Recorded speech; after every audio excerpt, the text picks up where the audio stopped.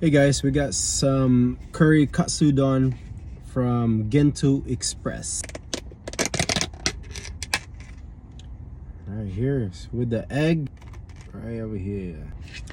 So we'll put the Katsu in there. Katsu first.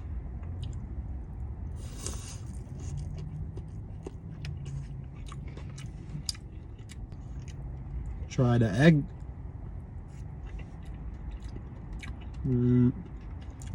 All right. And some rice.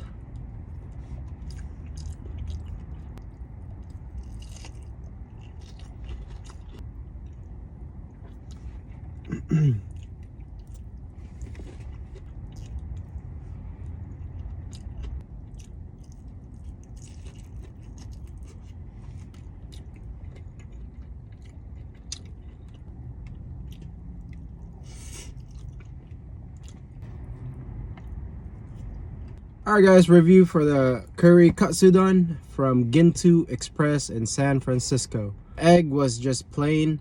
It wasn't seasoned enough, and the curry, I ate better curry sauce, and the chicken was good, right? Overall, it was 3.5 out of 5, guys. Okay, I would go back there and eat again and try the other food.